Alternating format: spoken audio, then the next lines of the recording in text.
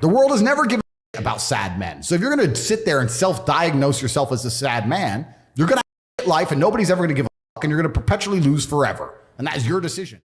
You're playing a game and it's a competitive game and you need to build a mindset that allows you to be ultra competitive. And if you want to sit there and say, no, I want a non-competitive mindset, then fine. You know what you call people who do not win competitions?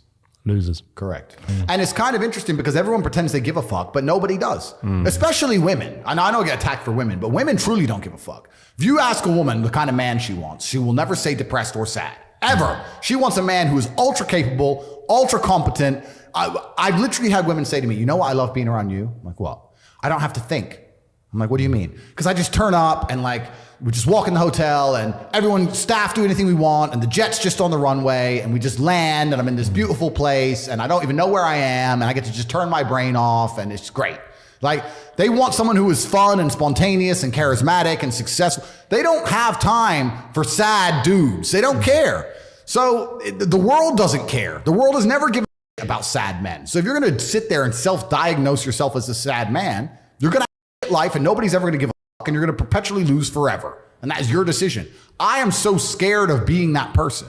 The idea of that terrifies me to the point where I don't even want to accept that as a reality that can possibly exist. I don't care what happens to me in my life. I don't care how bad it is. I don't care if the worst, most heinous things I could possibly imagine happen to me. I know that my sadness, my depression will be temporary because I will never stay a loser. It is against my creed. It's not in my DNA. This is the thing about society and MSM and all this garbage and the Matrix. They try and convince you, don't worry if you're being a loser because people feel sorry for you and you'll get attention for it and you'll be okay in the end. And it's all this temporary fixes of dopamine by saying, I'm sad. Don't worry, bro. You'll be okay. But it's bullshit. They don't care long term. The world doesn't care. Nobody really cares. Chicks don't care. Business doesn't care. You are going to fail. It's true. And the natural state of man is a competitive state of man. Men have always been competing with each other. Even now, right now, we compete with each other. I don't buy Ferraris to drive fast. I do sometimes, but if I'm in London traffic, it's not to go quick. No. It's to show everyone else I'm richer than them. That's what it is. I don't wear a big diamond Patek with $500,000 to tell the time. I tell the time on my phone. I do it because I'm loaded.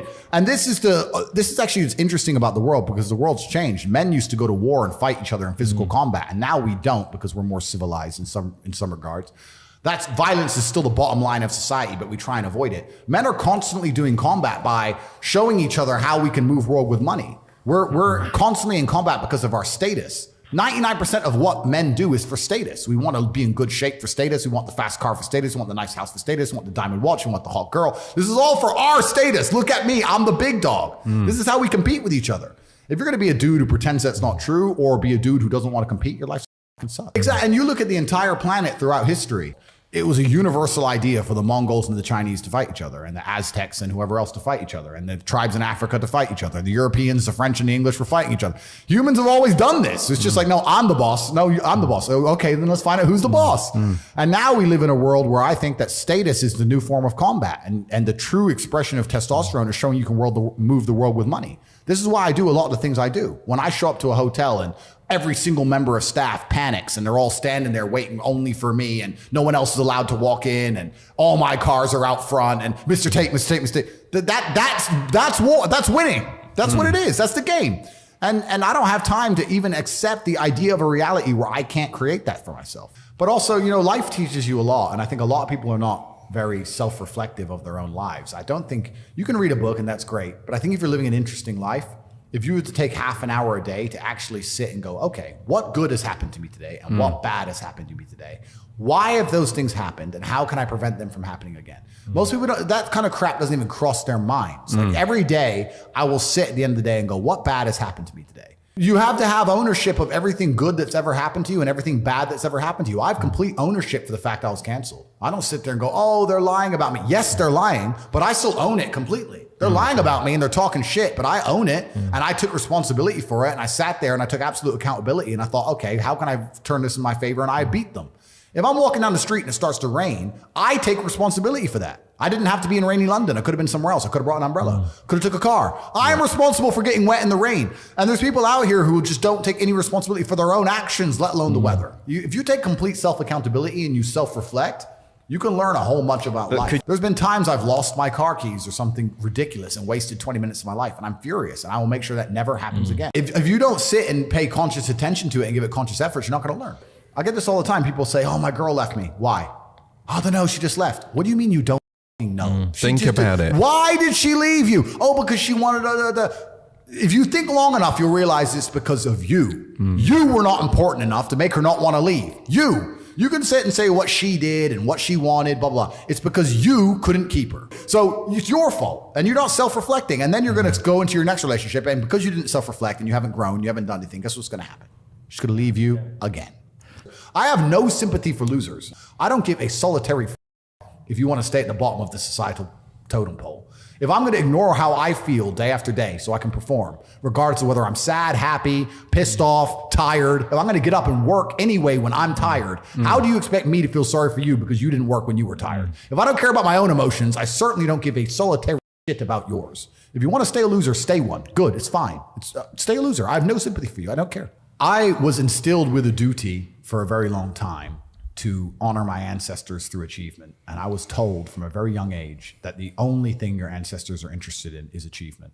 Even to this day, when I do podcasts, people repeatedly talk about my father. If I wasn't successful, he wouldn't be spoken about anymore. He died 9 years ago and he was a good chess player, but no one's really that interested in chess. The reason he lives on is because I'm so monumentally successful that people are interested in my origin story and he is mentioned. The reason I will live forever is because my son will be so monumentally successful that they'll talk about how he could have been such a perfect specimen of man, how he was raised, and they will mention me. If you give a shit about your ancestry and if you give a fuck about your family and you're not a selfish person and you want them to exist out in the ether for reality, for the eternity of reality, it is your duty to be successful. So if you love your family and you love your last name and you're proud of yourself, then you have a duty to be massively monumentally successful to show homage to your ancestors. I find it amazing there are people out here today who are going to sit and say, oh, I'm sad, I'm too depressed, I don't want to work hard.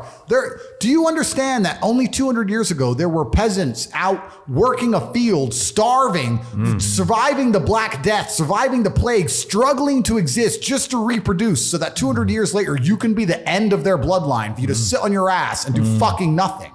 You're like, well, you're a fuck up. You're fucking up your entire bloodline of your entire ancestry.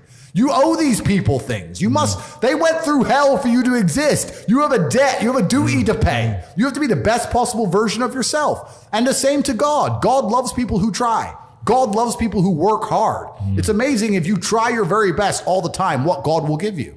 He'll give it to you, anything you want, if you actually try. Not convincing yourself you try, actually try. They're different things. It's because from a young age, my dad said, you're a Tate. And Tates are the greatest people on the face of the planet. And there's gonna be a day I'm not here anymore and they're gonna talk about me because of how fantastic you are. So go do your job. And I said, yes, sir. And here I am.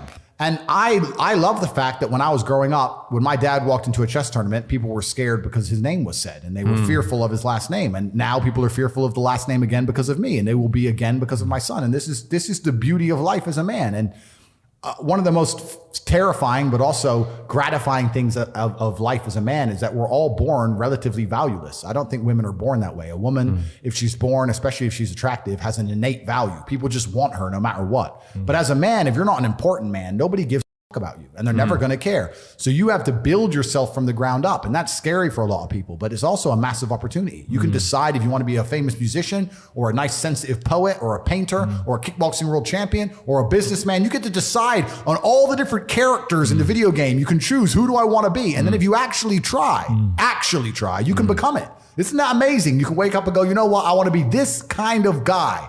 I knew who I wanted to be. I wanted to be the dude pulling up in the Lambo, 3 a.m, gets out. Everyone's like, who is this big, strong, rich dude? I wanted to be that man, so I became him. A lot of people don't have the ability to understand the compounding effect of doing the right thing time after time. Even if you start a new business and you don't know what to do. I guarantee if you're always on time, if you're a builder and you're always on time, take the basics. Just be on time. Trust me, across 10 years, that's the difference between being a successful builder and not being a successful builder. Just stick to the absolute basics and do the right thing and know what you're supposed to do. And this is why I have so little sympathy for people who go, oh, I'm trying to make it and I can't, because I think they're lying to me and they're lying to themselves. And I read a lot of emails. I got a lot of emails and a lot of messages and a lot of people are like, bro, I'm trying my best. And my answer is simply, no, you're not. I really don't think they're trying their best. What's funny is this. If you were to take somebody who says, I'm doing my best, I'm really trying, and you were to get an exact schedule of their last week and find all the times they've wasted time, you'd say, look, you've wasted time, wasted time, wasted time, wasted time. You know what's actually amazing? Most of those people are not even self-reflective enough to go, you're right, I'm not trying my best. You know what they'd say? Well, I have to rest sometimes. Well, I have to have a social life. You'd even show them, here's where you well, you know, I have to, oh, you're crazy. And then they go back to being a loser. That's the amazing thing about losers. You can drag them to the water, but they won't drink it. They have no self-accountability. A lazy person thinks he's working too hard, and a successful person thinks he isn't working hard enough. And we're doing 20 times the work they are. It's the brutal arrogance of people. It's truly brutally arrogant.